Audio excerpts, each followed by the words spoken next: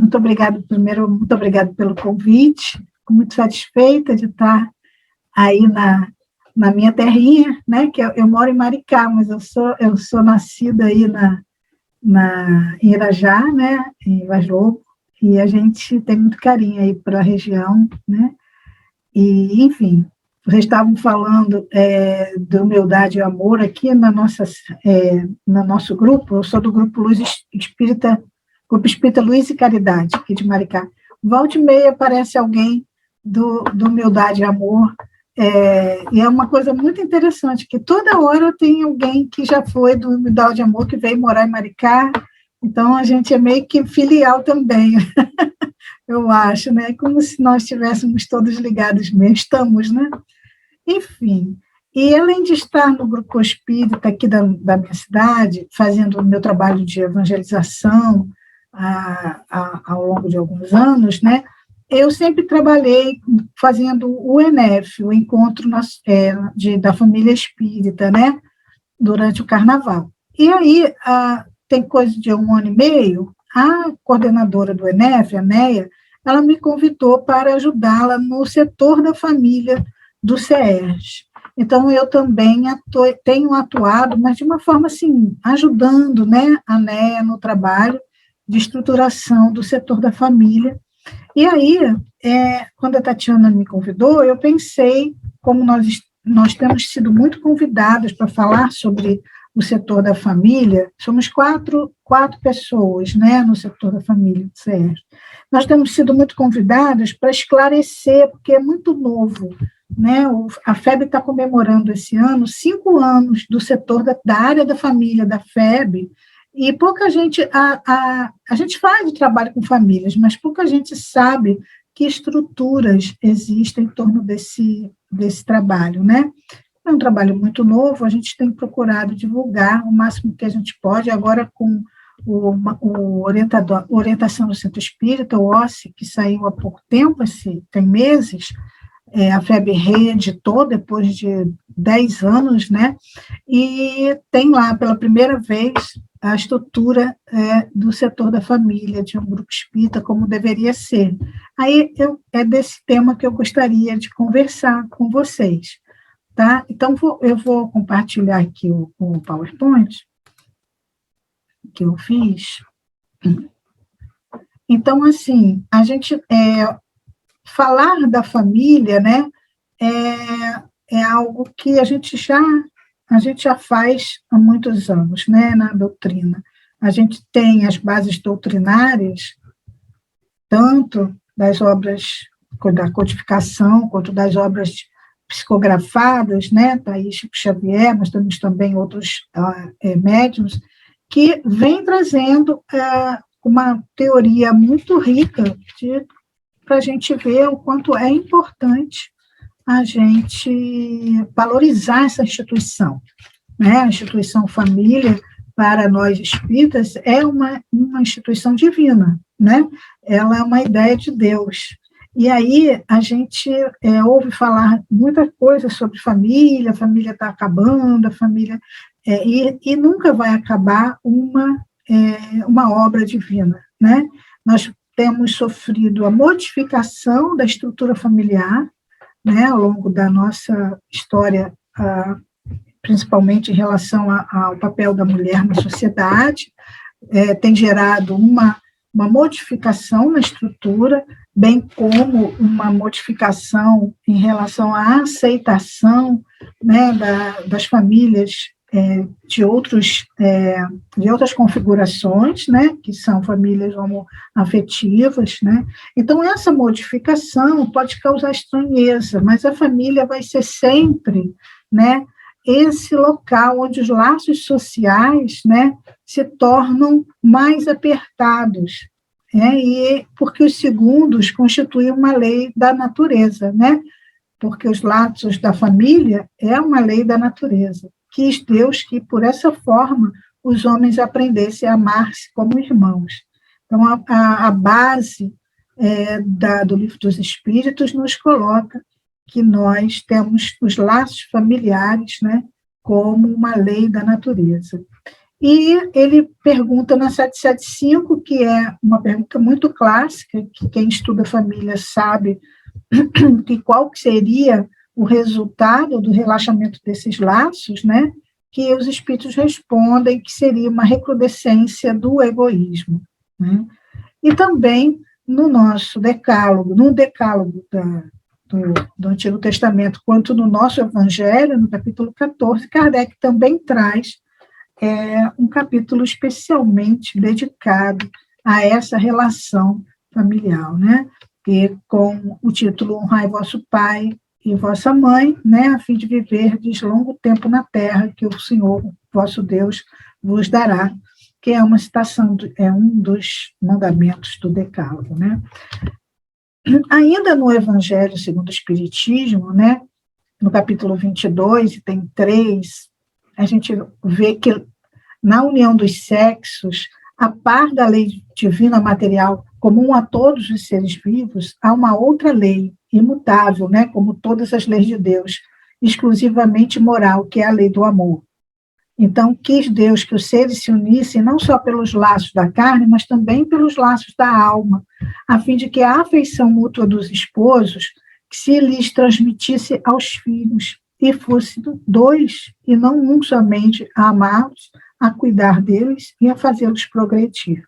Então, eu trouxe essas citações, desculpa, tanto do Livro dos Espíritos quanto do Evangelho, para a gente perceber que a obra espírita traz a família como uma base, né, da sociedade mesmo, né? Não é uma questão, embora a gente esteja com 5 anos somente da criação da área da família, mas os centros espíritas já estudam a família há muito tempo, né, baseado nas obras básicas. Aí eu trago um exemplo de formação, né, de uma família, que é muito clássico também, que é a família que vai de André Luiz, né? Aí está a mãe de André Luiz, a gente sabe que o pai e as irmãs, André Luiz tinha 3 irmãs, né? E a mãe e o pai. Pelo que a gente lê no nosso lar, 2 dessas irmãs estão no umbral e o pai também. A outra irmã é um espírito mais desenvolvido, assim como a mãe. E essa outra irmã já está reencarnada na época que a obra é editada. André Luiz consegue sair do umbral pela proteção mesmo dessa mãe, que ela é uma protetora dele, né? Durante muito tempo ele ficou agoniando lá, mas o ministro Clarence conseguiu com que ele refletisse melhor, mas tudo porque essa mãe pediu muito a esse ministro para se empenhar pessoalmente no socorro a André Luiz, né? Bom, e aí a gente tem notícia no livro que o marido, ela é muito preocupada com as filhas que estão, além do André Luiz, também com as filhas que estão no umbral e com o marido que está no umbral sendo assediado por 2 mulheres que eram amantes dele, né, na vida física, e que no plano espiritual eram ligadas a entidades malévolas, é o termo que está lá no nosso lar. Então, esse é o Laerte, se eu não me engano. Ele está num sofrimento atroz, porque essas mulheres obsediam ele, né? E ela não consegue se aproximar para ajudá-lo, né? Então, a gente sabe, por isso que eu trouxe essa história, porque é uma história muito clássica, de uma formação familiar do plano físico e espiritual, né? Mostrando as várias personagens de diversos níveis evolutivos, né? Enfrentando questões espirituais diferenciadas.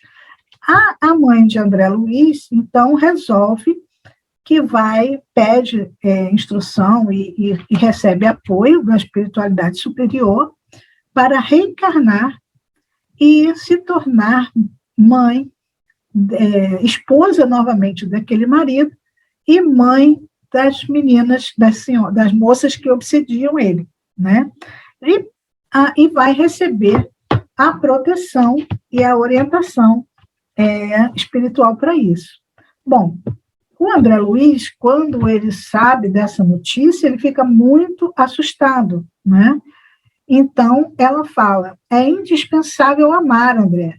Os que descreem perdem o rumo verdadeiro, peregrinando no deserto. Os que erram se desviam da estrada real, mergulhando no pântano. Teu pai é hoje um cético, e essas pobres irmãs suportam pesados fardos na lama da ignorância e da ilusão. Em futuro não distante, colocarei todos eles no meu regaço materno, realizando minha nova experiência. E mais tarde, quem sabe, talvez regresse a nosso lar cercada de outros afetos sacrossantos, para uma grande festividade de alegria, amor e união. E então ele viu na figura materna a mensageira do amparo que sabia converter verdugos em filhos do seu coração, para que eles retomassem o caminho dos filhos de Deus. Esse é um exemplo que eu quis trazer para a gente analisar a formação de nossas famílias, né? Que não é diferente dessa realidade aí, e que retrata bem as dificuldades que muitas vezes nós enfrentamos em nossa casa, né? A gente fica imaginando essa mulher, né?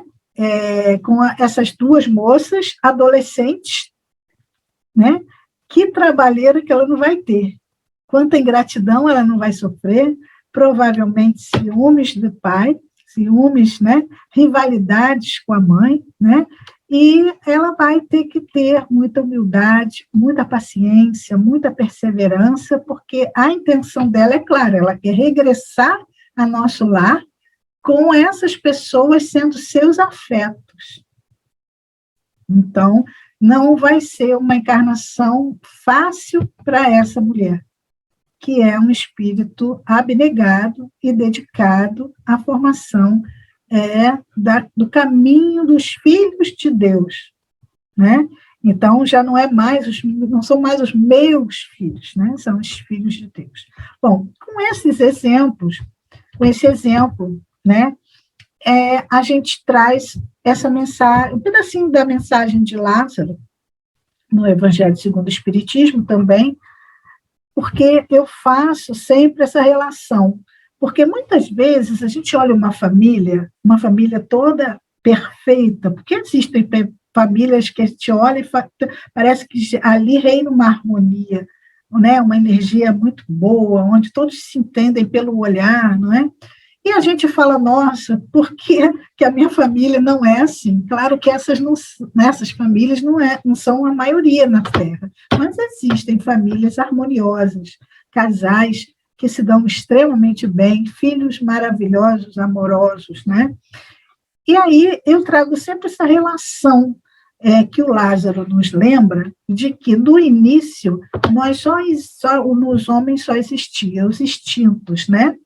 E a fim de avançar para a meta, que a meta é a nossa evolução, né? Tem a criatura que vencer os instintos em proveito dos seus sentimentos, né? Então, os instintos aí são a germinação e os embriões dos sentimentos, né? E o espírito precisa ser, então, cultivado como um campo. Toda a riqueza futura depende do trabalho atual, que granjeará muito mais do que bens terrenos, a elevação gloriosa. É então que, compreendendo a lei do amor que liga todos os seres, buscareis nela os gozos suavicíssimos da alma, prelúdio das alegrias celestes. Vamos fazer uma comparação, porque aqui ele está falando do indivíduo, vamos fazer uma comparação com a relação familiar. No início, né, dessa formação nova, que a mãe de André Luiz está ali configurando, ali não vai ter amor ainda das filhas para com ela, né? As filhas terão instintivamente um amor de filho, porque a carne nos dá isso, a encarnação nos dá isso. Você, quando é mãe e filho, pode ser a pior mãe, o pior filho, a gente tem uma ligação instintiva, né, animal mesmo, de cuidado, de algum afeto, de algum respeito, né? Mas no íntimo, o sentimento, ele acaba não sendo tão coerente assim com esse instinto. Então, elas vão começar a criar um bom sentimento para com a mãe de André Luiz, que será a mãe delas, né? Então, a relação vai ser truculenta, vai ser uma relação, não sei, a gente pode imaginar, mas elas têm um livre-arbítrio, elas podem gostar tanto daquela dedicação e daquela alma maravilhosa que elas se modifiquem pelo simples contato amoroso, né? Mas a gente sabe que não é assim no estalo dos dedos, né? Então, o início, o amor vai ser o amor filial, o amor maternal, às vezes, né? E depois, com a convivência, com as várias encarnações, as pessoas vão afinando isso vai se transformando em sentimento. E aí, depois de várias encarnações, você vê aquele grupo familiar encarnado e fala, nossa, quanta harmonia tem ali, né? Mas não surgiu à toa, surgiu através de muito trabalho, de muito esforço, de muito cultivo, né? De outras vidas. Então, para que a gente tenha essas alegrias celestes, que são o amor, né, vivido dentro do nosso lar, dentro do nosso grupo, a paz que a gente tanto almeja em nossa família, a gente precisa saber que estamos hoje construindo essa paz, construindo esses laços, tá? Então, é por aí. Conclusão, né? O centro espírita, o André Luiz fala, fé espírita no clima da família é fonte do espiritismo no campo social. Então, essa frase resume que o centro espírita não pode estar alheio de que ele é formador, educandário mesmo, em relação ao campo social, né? Só que, veja bem, mas lá na minha casa espírita eu tenho evangelização de crianças, eu tenho evangelização de jovens, né? E aí, a gente já atende muitas famílias do SAPS, né? No Serviço de Assistência Social. Mas a gente olha para a família dos trabalhadores, a gente olha para a família dos frequentadores, a gente tem um olhar especial para o idoso, que às vezes nem consegue mais ir à casa espírita, né? E das famílias gestantes, das famílias homoafetivas, qual é o olhar que a casa espírita está tendo para esse núcleo que a gente acabou de deduzir ser tão importante para a formação do espírito em sua jornada evolutiva, né? Então, a gente pode afirmar com certeza que a evangelização das crianças e dos jovens, elas dão conta, né? Não seriam elas complementares, porque quem evangeliza mesmo são os pais?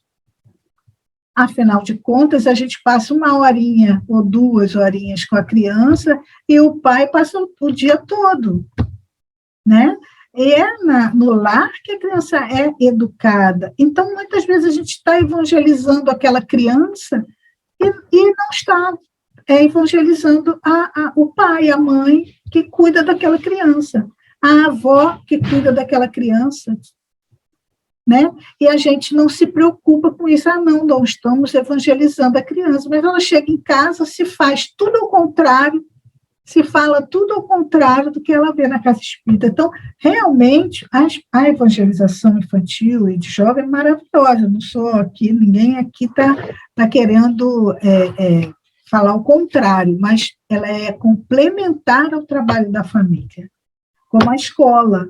Ela dá a escola complementar. Muita gente acha que a escola tem que educar. A educação é de berço. É a família quem dá a educação primeiro. A escola é complementar, também educa, mas a mãe, os psicólogos podem confirmar que a mãe é muito determinante, o mãe e pai, né? As figuras paternas, né, e maternas são muito determinantes no comportamento da gente. A gente repete coisas que a nossa mãe faz até hoje, né?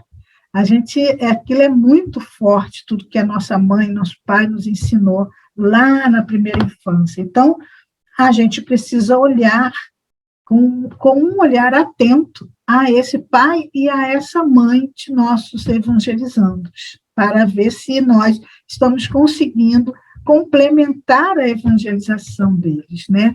E aí o OSCE, né, que é esse documento orientador ao Centro Espírita, ele traz o seguinte para nós, que a doutrina espírita pode contribuir para o fortalecimento da família e, por conseguinte, para a educação das novas gerações, esclarecendo-as de sua filiação divina e, assim, levando-as a reverenciar o Pai Criador, por nele reconhecerem a inteligência suprema do universo, a justiça e a bondade absolutas, conduzindo-as para a compreensão de que as leis divinas regem toda a criação material e espiritual, portanto, a evolução intelecto-moral são condições imprescindíveis para o progresso do espírito rumo à verdadeira felicidade que decorre da perfeição, bem como instrumentalizando-as a atuarem na sociedade de forma fraterna e solidária e assumindo responsabilidade integral em todos os âmbitos de sua vida pelas suas escolhas e atos. Isso é um texto que eu trouxe do OSCE, que saiu esse ano, né?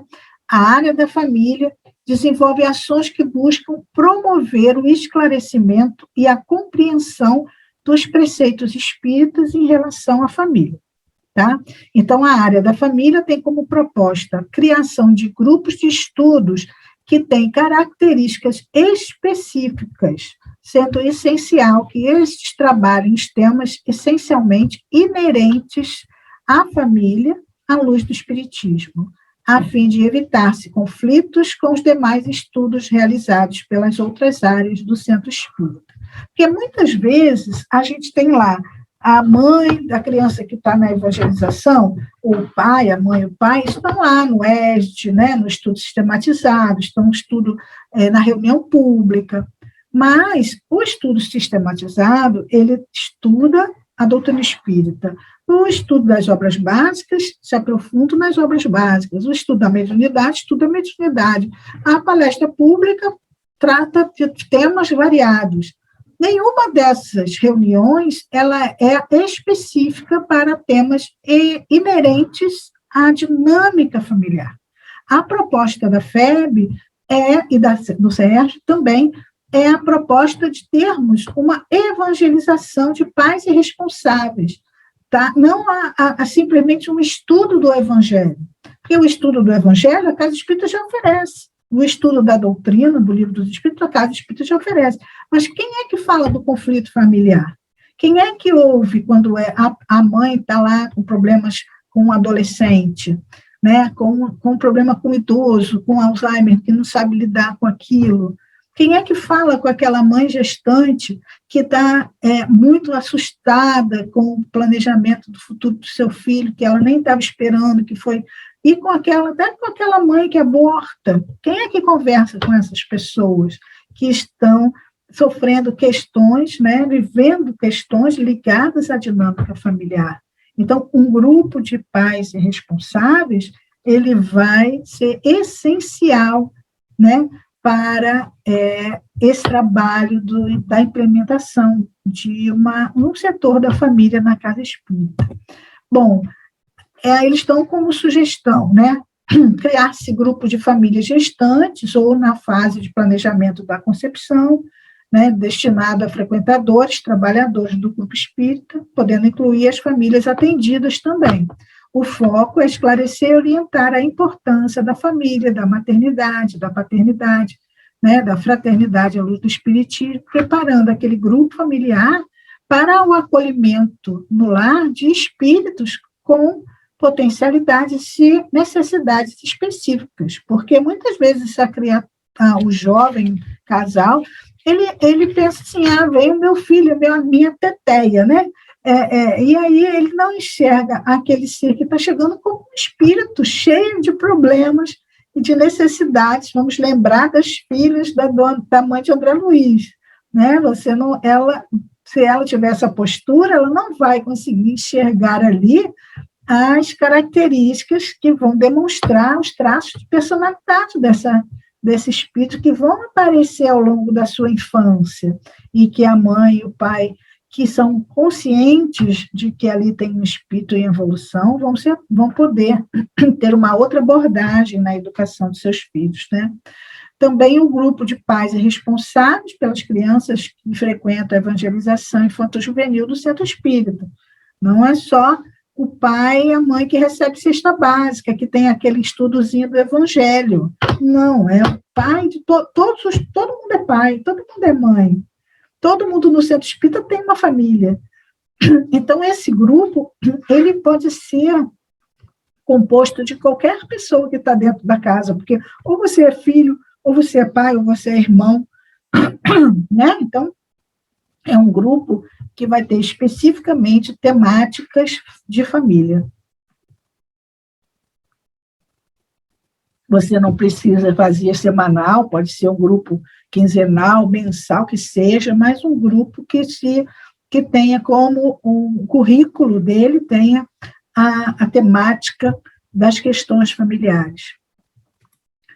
O grupo de idosos e longevidade, vocês aí nem preciso falar, porque vocês têm o lar, né, que já também tem essa visão, mas nem todos os grupos espíritas, apesar de que nós, idosos espíritas, trabalhamos bastante, mas a gente tem que olhar que existem idosos em casa que não são espíritas e que são simpatizantes e que não têm força nem para procurar ajuda, né?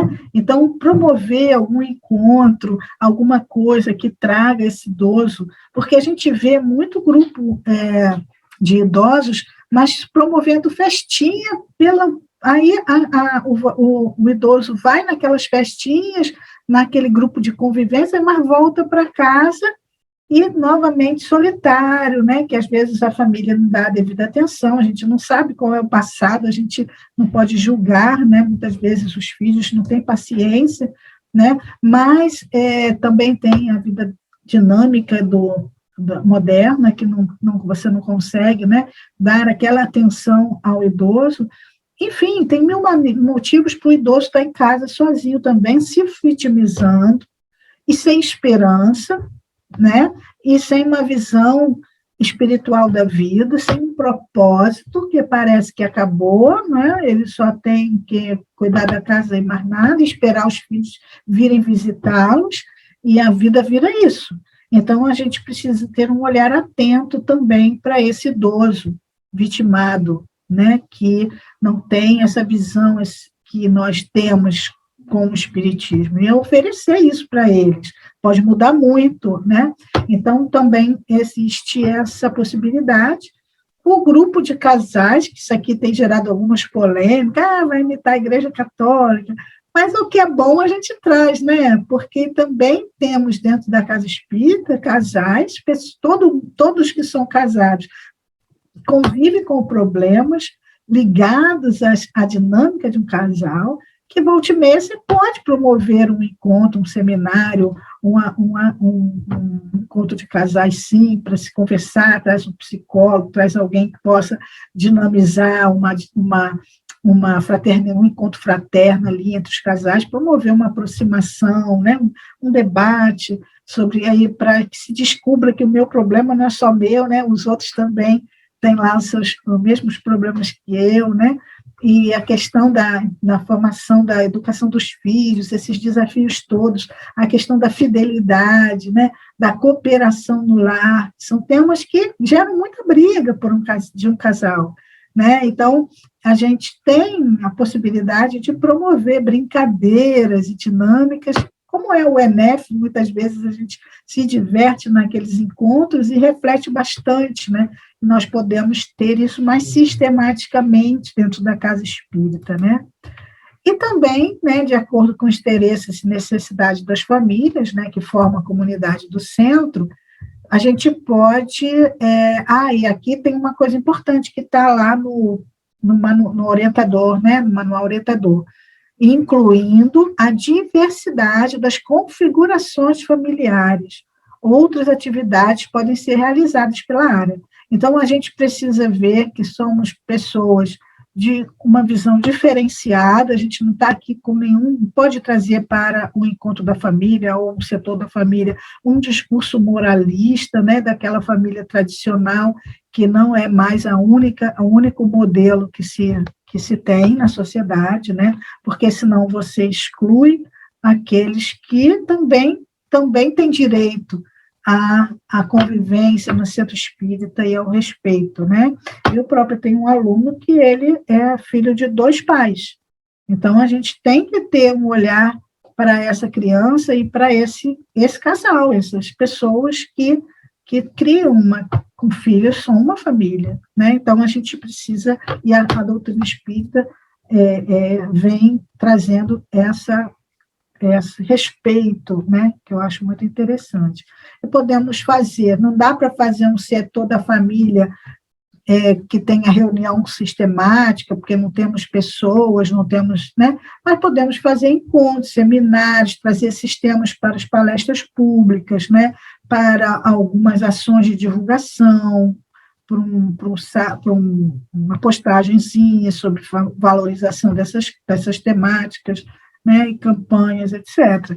Então, esse é a orientação e como a gente pode formar esse setor da família na casa espírita, cada casa, né, adaptando à sua realidade, né, às suas necessidades, mas lembrando que a família é essa instituição tão valorizada pela codificação e por Jesus, desde o Decálogo também, né? Então, a gente não pode estar atendendo, quando entra alguém na casa espírita para um atendimento fraterno, a gente não pode olhar para aquela pessoa como um indivíduo solitário, ele tem uma família, e o problema dele, com certeza, todas as pessoas que moram com ele convivem com esse problema, participam desse problema, contribuem para esse problema, né? Então, o olhar nosso, quando a gente fala no atendimento espiritual, quando a gente faz uma palestra, quando a gente recebe uma criança, qualquer um que entra na casa espírita, a gente tem que olhar aquele ser como alguém que tem uma família, e que muitas vezes são pessoas que a família é contra que ele vá ali, né? Que a família debocha dele ir na casa espírita, ou que a família não dá a mínima para a ida dele à casa espírita. Então, a gente precisa entender quem é o nosso trabalhador, quem é a família do nosso trabalhador, apoia ele é feliz no seu lar, porque se ele não é feliz no seu lar, ele não vai ser feliz na sociedade. Se ele não é caridoso no seu lar, ele não vai ser caridoso na sociedade, nem na casa espírita, nem em lugar nenhum. Então, a gente precisa ver que esse raciocínio de tornarmos as evangelizações muito verticalizadas, tipo assim, a evangelização da criança, a evangelização do jovem, e o estudo para os adultos. Um não conversar com o outro, isso traz um problema, né? Então, a proposta é que tanto a evangelização de pais irresponsáveis, quanto a evangelização da criança, do jovem, se reúnam periodicamente para conversar sobre. Pela criança, a gente às vezes sabe o problema do adulto, pelo adulto, às vezes a gente sabe o porquê de um problema da criança, né? E a troca, né, desses evangelizadores é riquíssima, porque, logicamente, será um trabalho de sigilo, né? Não é para expor a vida do outro, mas é para compreender a dinâmica daquela família e poder contribuir para o sucesso da evangelização daquelas pessoas, né? Então, o trabalho vai ter um resultado muito melhor, muito mais eficiente, mais eficaz, né? Bom, dentro do movimento espírita, como eu falei, nesse ano estamos fazendo 5 anos da área da família da FEB, né? Então, você pode encontrar lá no portal da FEB. No CERJ, nós temos, dentro da área da educação, o setor da família, né? Que tem como objetivo orientar, coordenar, oferecer diretrizes destinadas a fortalecer a ação evangelizadora da criança, do jovem e da família, e temos um trabalho, né, de 27 anos consecutivos, que é o ENEF, que também voltado para temas familiares que acontecem no Carnaval, e que ele está ganhando vida, está virando, você sabe que o ENEF está virando modelo nacional de trabalho com a família, né, o que é muito orgulho para o estado do Rio de Janeiro. Então, a gente está informada dessa dinâmica, de como as pessoas estão conversando sobre isso por aí, né? O resultado, não sei se vocês conhecem o OSCE, ele é resultado de uma discussão nacional, né? Então, a gente tem a CR Sul, a CR Nordeste, os centros regionais, né? Os conselhos regionais, que formam o Conselho Federativo Nacional. Então, a gente, por exemplo, esse texto do OSCE, referente à área da família, nós do Rio de Janeiro pertencemos ao CF Sul, CFN Sul, né? CF Sul, Conselho Federativo do Sul, do Rio até Rio Grande do Sul. Aí a gente recebeu um texto base, e nós discutimos dentro de uma reunião regional, discutimos aqui no Rio, cada cidade, estado discutiu, depois fomos todos com esses textos mexidos, fazer um texto só no CFN Sul, depois isso foi enviado para o Nacional. E assim todas as regiões do Brasil, cada estado discutiu, e quando fez um texto nacional, fez um texto que tem a mão de todo o Brasil.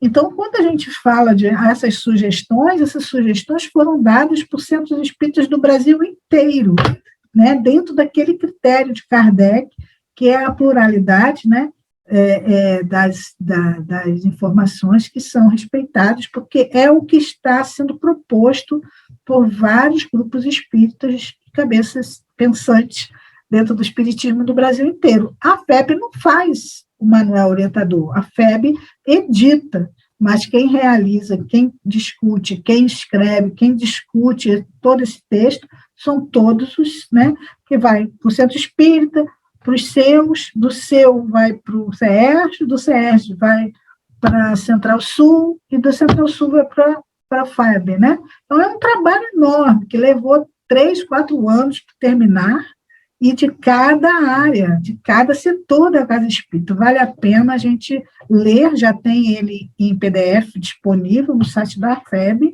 né? Porque ali é uma estrutura interessantíssima, e eu estou trazendo só da família, né? Mas nós temos ali a da infância, tem também da juventude, que já é antigo, são trabalhos que já estão sistematizados há muitos anos, né? E tem todas as áreas, tanto a área da educação, da mediunidade, da administrativa, todas essas áreas estão no OSCE, né? Enfim, era isso que eu queria discutir com vocês, trazer. Eu sei que não é nenhuma novidade, mas é um reforço para a gente refletir sobre essa dinâmica da evangelização da Casa Espírita, ok?